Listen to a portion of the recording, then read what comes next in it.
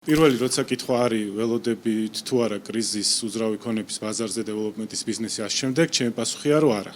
ანუ მე პირადად რა მონაცემებსაც უყურებ კრიზის არ ველოდები.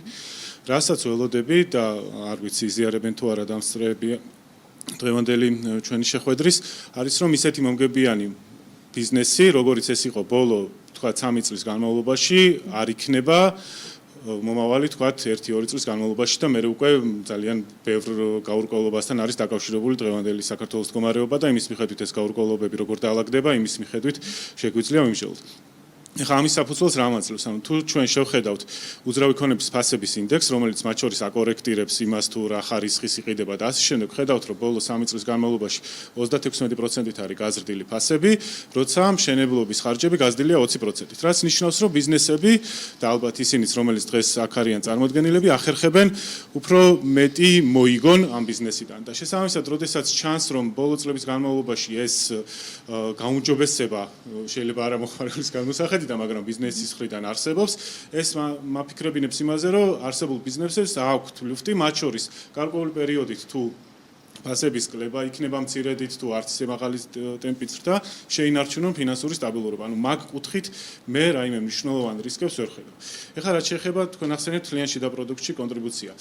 შეიძლება გასაკვირი იყოს მაყურებლისთვის, ალბათ არა დღევანდელი დამსწრეებისთვის, მშენებლობის სექტორს რო შევხედო და ასევე უძრავი ქონებასთან დაკავშირებულ საქმიანობებს, ორივე სექტორი 2024 წელს უფრო მცირე როლს თამაშობს ეკონომიკის კლიენტში და პროდუქტში, ვიდრე თამაშობდა წინა წლების განმავლობაში. ანუ ისეთი სურათი რომ ეს სექტორი მნიშვნელოვნად ფართოვდება ვიდრე ეკონომიკური ზრდა არ არის. ეხლა ეს რატოა მნიშვნელოვანი? ეს მნიშვნელოვანი, იმიტომ რომ როდესაც საუბრობთ ჭარბმიწოდებაზე მნიშვნელოვნად გაზრდილ წარმოებას, ასე შემდეგ, ამას არ ამბობს მთლიანში და პროდუქტის ანალიზი. ის გვეუბნება, რომ ეს სექტორი დაახლოებით მიყვება იგივე ტრენდს. ანუ აქაც რაღაც რო იყოს ზრდა იმდენად მაღალი, რომ გვაფიქრებინებდეს, რომ ეს ზრდა უნდა დაეცეს, ესეც სურათსაც არ ხედავთ. თუმცა არის რიგი საკითხების, რომლებიც ამ სექტორისთვის ალბათ დაფიქრება ღირს და რამოდენიმე ჩამოთვლი და შემდეგ გავაკეთოთ შეიძლება ერთად დასკვნა. პირველი, როცა პირდაპირ უცხოურ ინვესტიციებზე ვლაპარაკობთ, მშენებლობის სექტორში ის ფაქტიურად როლს არ თამაშობს. ერთადერთი არის უძრავი ქონებისთან დაკავშირებული საქმიანობები, სადაც უფრო დაინტერესება ძალსახად ჩანს უცხოურ ინვესტორებიდან. კიდე ერთი სტატისტიკა, რომელსაც საქსტატი აქვეყნებს, არის, როდესაც ბრუნვას გვეუბნება სექტორის შლის მას ადგილობრივ მფლობელობაში არსებული ფიზიკური და იურიდიული პირები და უცხოელების. და საინტერესოა, რომ უცხოელების წილი მნიშვნელოვნად არის შემცირებული ბოლო წლებში, განსაკუთრებით 2024-ში. ანუ სექტორის მიმართ უცხოური დაინტერესება, ან სხვაგვარად რო ვთქვათ, აქ წარმოდგენილი ბიზნესების წილი მცირდება. მაგალითად, თუ ადგილობრივი მფლობელობაში ბიზნესების ბრუნვა გაიზარდა შარშან 27%-ით, უცხოელების შემცირდა 6%-ით. ჯამში სექტორი გაზრდილია, კი, მაგრამ აშკარად რაღაც კითხვის ნიშნები არსებობს, რამდენად ინტერესი საგარეო არსებობს ამ სექტორთან მიმართებაში. ჩვენ გვიწევდა დაახლოებით იგივე დისკუსიები საბანკო სექტორზე და ვნახეთ, რომ არა თუ რამე კრიზისი, ანუ რაღაც წარმოუდგენლად იზრდება ის კაპიტალიზაცია და ის შედეგები, რასაც ისინი აჩვენებენ.